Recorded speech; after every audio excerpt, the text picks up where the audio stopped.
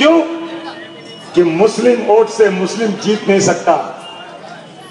मेरी ताकत इतनी नहीं है कि मैं 51-52% हूं कहीं महाराष्ट्र के अंदर, इसलिए तुमको टिकट नहीं दिया जाएगा। लेकिन आज इस नागपाड़े की सीट पर मैं कोई फिरका परस्ती की बात नहीं कर रहा हूं। आज मेरी कितना वोट मुसलमानों का है यहां पर? बोलो। 30,000। कितने में से? 42,000 में से 44,580। 44,580 में से 30,000 वोट मुसलमानों का है, बाकी मुलायम सिंह यादव को चाहने वालों का है। बेटा मलाई तुम खाओगे, मार हम खाएंगे। वोट मांगने आ रहे कांग्रेस के लोग। मैं तुमसे एक बात पूछना चाहता हूं, अगर मालूम पड़ जाए आपको कि आपकी मस्जिद की दीवार टूटी हुई है और शिवसेना उसे बनने नहीं दे रही है, 25 साल से मुसलमान परेशान है, पूरा का पूरा परमिशन तैयार है, लेकिन सिर्फ दादागिरी शिवसेना की है कि मस्जिद की दीवार बनने नहीं देंगे, और सरकार कहती है कि जब तक शिवसेना मानेगी नहीं हम मस्जिद की दीवार बनने नहीं देंगे। इसके गवाह भी अतार साहब बैठे हुए हैं। बोलो, क्या ऐसी सरकार को वोट देना चाहिए? खुदा की कसम, शरद पवार ने कहा था, कांग्रेस एनसीपी एक साथ, कांग्रेस ने भी कहा था कि अगर हम जीत कर आ गए तो मुसलमानों का इस्माइल यूसुफ कॉलेज मुसलमानों के हवाले कर देंगे, एहसान नहीं करेंगे। ये सर यूसुफ ने माइनॉरिटी मुसलमान के लिए खरीदी थी जगह, उसका एग्रीमेंट गवर्नमेंट से हुआ था, मुसलमान पढ़ता था, तालीम हासिल करता था, लेकिन आजादी का तोहफा ये मिला कि उसकी सरकार ने उस पूरी की पूरी जमीन पर कब्जा कर लिया। और कांग्रेस और एनसीपी ने कहा कि हमारी सरकार बनाओ, हम तुम्हें ये वापस कर देंगे। वापस दिया क्या आज तक? तोड़ मांग सकते हैं क्या? मैं भी डॉक्टर भीमराव अंबेडकर की जय जयकार करता हूं, क्योंकि उन्होंने इस देश का संविधान बनाया, समाज के दबे कुचलों की लड़ाई लड़ी। मैं उनकी मुखालफत नहीं कर रहा हूं, लेकिन अभी पिछली असेंबली के अंदर डॉक्टर भीमराव अंबेडकर का स्मारक बनाया जाए, इंदू मिल की 12.5 एकड़ जमीन उसके लिए ली जाए, उसमें घुस गए सब लोग और असेंबली बंद कर दी गई। तमाम 288 एमएलए जमा हुए, कहा कि असेंबली चलेगी नहीं। स्पीकर साहब एक रेगुलेशन पास कीजिए कि दोस्त की ये 12.5 एकड़ जमीन दिल्ली की सरकार महाराष्ट्र में बाबा साहब अम्बेडकर का स्मारक बने, उसके लिए देवो। असेंबली बुलाई गई फिर से, तमाम लोगों ने रेगुलेशन पास किया हाथ उठा करके कि हम 288 लोग इस बात को तैयार हैं कि ये सरकार, दिल्ली की सरकार इस जमीन को दे।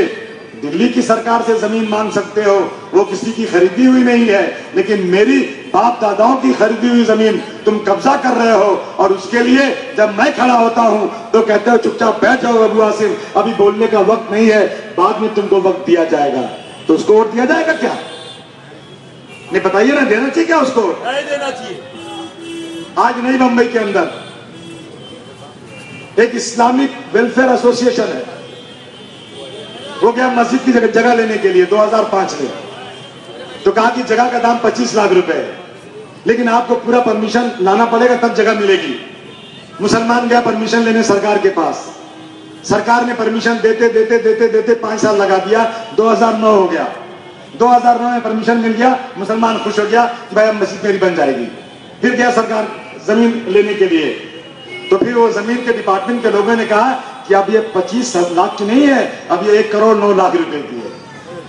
तो मुसलमानों ने 1 करोड़ 9 लाख भी भर दिया, और उसके बाद मस्जिद की दीवार बना करके मस्जिद का काम शुरू करने गए तो शिवसेना ने आके तोड़ दिया।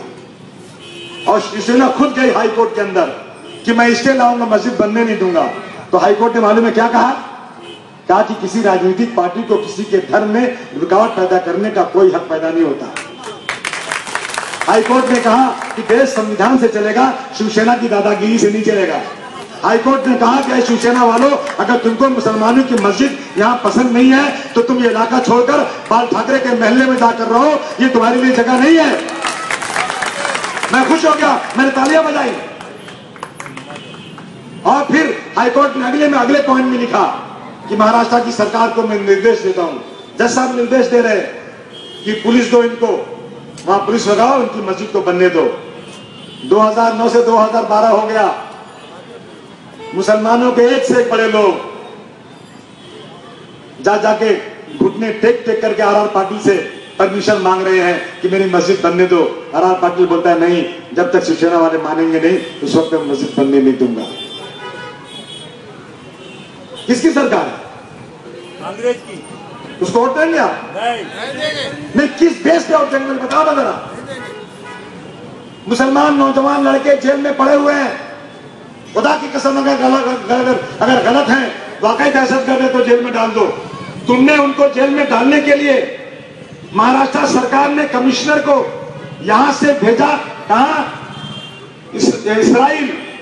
इस्राइल यहूदियों के पास भेजा कि जाओ नई टेक्निक सीख कर आओ और मुसलमानों को यहां पर गोली से भूनो और बंद करो जेल में। मेरा कमिश्नर यहां से जाता है और इस्राइल में ट्रेनिंग लेकर आता है और मुस्लिम नौजवानों को जेल में डाला जाता है। आज 21 नौजवान औरंगाबाद के जेल की सलाखों के पीछे पड़े सुबह शाम इंतजार कर रहे हैं कि मेरा मुकदमा चलाया जाए और मैं छूट के आऊं। खुदा की कसम ये सरकार मुकदमा ही नहीं चला रही है, कहती कि मेरे पास कोर्ट खाली नहीं है, जब कोर्ट खाली होगा तब मुकदमा चलाएंगे। तो उसको वोट देंगे आप? वो वोट मांगने आ रहे हैं और वोट देंगे। अब वासिम अकेला सुबह शाम भाग रहा है, गला भी फट चुका है। यहां जरूरत पड़ती है, यहां आसाम की गलियों में झगड़ा होता है, वहां भी जाता हूं, मालेगांव भी जाता हूं और जयपुर भी जाता हूं और हिंदुस्तान के किसी कोने में जुल्म ज्यादती के खिलाफ लड़ने आपका भाई जाता है कि नहीं जाता है? ये नागपाड़ा है, नागपाड़ा ने बहुत बड़े बड़े वीरों को पैदा किया है। समाजवादी पार्टी और समाजवादी पार्टी मैं भी इन्हीं गलियों में जवान हुआ हूं और हम सर झुकाकर चले, ये तो कोई सवाल ही पैदा नहीं होता। हम मर सकते हैं लेकिन घुटने नहीं टेक सकते। अबू आसिम राजनीति करता है सिर्फ और सिर्फ दबे हुए लोगों को सर उठाकर चलने का हक दिलाने के लिए, पैसे कमाने के लिए नहीं। चैलेंज है।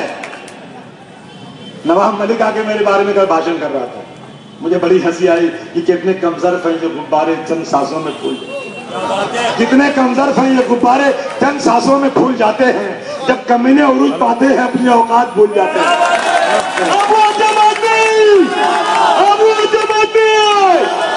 मैं गुजारिश करने आया हूं आपसे। गुजारिश क्यों करूं मैं आपसे? मैं आपका भाई हूं, आप मेरे भाई, मेरा और आपका एक ही खून है। हम सब एक हैं। मैंने खड़ा किया है बच्ची को, इधर आ बेटा, आयशा नजीब शेख, इसको खड़ा किया है। खुदा कसम पैसा नहीं इसके पास, ये नौकरी करता है, वो ओसा के अंदर नौकरी करता है और सुबह से शाम तक कहता हूं कि जहां जेजे में कोई मैयत आई है जरा जल्दी है उसका पोस्टमार्टम करवा दे, भागता है। जहां कोर्ट में फलाना मुकदमा है भागता है, जहां इधर इसको मदद करना है भागता है। बहुत ईमानदार लड़का, मैं इसकी कसम खा सकता हूं। नागपाड़े वाले मिसाल कायम कर दो, खुदा की कसम। बदनाम है मुसलमान, आज मुसलमान महलों में आज हम बदनाम हैं। बुर्का पहन के औरतें शिवसेना के साथ जा रही हैं और कहा जा रहा है कि ये बुर्के वाली को 500 और बिना बुर्के वाली की 300। दाढ़ी वाले शिवसेना के साथ जाके बैठ रहे हैं।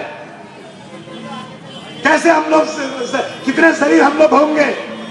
क्या ये नहीं हो सकता कि मैं अपनी जेब से 100 रुपया या 50 रुपया भी दूं और इसको जिता कर ला के दे दूं? ये मेरी कौम नहीं कर सकती। समाजवादी पार्टी खुदा के वास्ते ऐसी करो की बार, मिसाल कायम कर दो। मैं आपको यकीन दिलाता हूं कि ये जीत कर आएंगे ना तो ये बैठेंगे नहीं, ये बहुत काम करेंगे और हराम तो एक पैसा नहीं लेगा। मैं इसकी गारंटी लिख के आपको देता हूं। मगर एक शर्त, एक बात आपसे कहूंगा दोस्तों, कि वोट पूरा साइकिल में पड़ना चाहिए। यही नहीं, ये नागपाड़े वाले बहादुर लोग मेरे हैं, ये दो टाकी वाले बोरी महल्ले वाले हैं, तेली महल्ला, कौन सा महल्ला ये, गुजरा महल्ला वाले हैं। ये चाहेंगे तो अबू आसिम बड़ा आदमी बन सकता है, ये चाहेंगे तो मैं बड़ा आदमी बन सकता हूं। मैं बड़ा आदमी हूं, ऐसा गरीब आदमी नहीं हूं, लेकिन मुझे सियासत में बड़ा आदमी बनना है। मुझे भी आर पार्टी की कुर्सी पर बैठना है। माला जरूर पढ़ेंगे। मैं भी चाहता हूँ हॉकी वर्दी वाले मेरे पास आकर सलाम करें। वो दिन नहीं आ सकता क्या? लाओ वो दिन तुम लोग। हेलो। और उसके बाद अगर किसी ने किसी के साथ किसी फिरका परस ने आग उठाया ना, उसकी आंख निकाल दूंगा, आपको यकीन दिलाता हूँ। इसलिए अबू आसिम आया तुमसे कहने के लिए कि तुमको सपोर्ट करना है मुझे, यहाँ से नहीं, यहाँ से लेकर तुलबा से लेकर दहशत तक, जहां जहां मेरे उम्मीदवार लड़ रहे हैं, तुम मेरे सिपाही, मेरे हाथ पैर बन जाओ, मेरी ताकत बन जाओ। मैं अकेला नहीं हूं, तुम सब मेरे साथ आ जाओ। तो कोई माई का लाल अब की बार 40 सीट से कम समाजवादी पार्टी की नहीं जिताएगा, इस बात को नोट कर लो। तो जिताएंगे ना भाई आप लोग? जरूर जरूर जिताएंगे। दोनों हाथ उठा के बताओ मुझे आप लोग। जरूर जिताएंगे। एक कांग्रेस की नाजायज औलाद आएगी, बुरा मत मानना, बिल्कुल सही बोल रहा हूं, मुरली देवरा की औलाद आएगा आपके पास पैसे की थप्पी लेकर के। बेटा तेरे बाप ने कमा कर दिया था क्या? सब हराम का पैसा है, कमीशन कमीशन। और लाकर नोट फेंक करके वोट लिया जाएगा। नोट तो ले लेना, लेकिन वोट मत देना। वोट साइकिल को पड़ेगा ना, साइकिल को पड़ेगा ना माँ और बहनों, साइकिल को पूरा वोट साइकिल पर डालना भाइयों, साइकिल पर वोट डालो। ये साइकिल महाराष्ट्र में ताकत में जा रही है और इंशाल्लाह मार्च के पहले हफ्ते में हिंदुस्तान की सबसे बड़ी रियासत का वजीर आला समाजवादी पार्टी का बनने जा रहा है। बहुत बहुत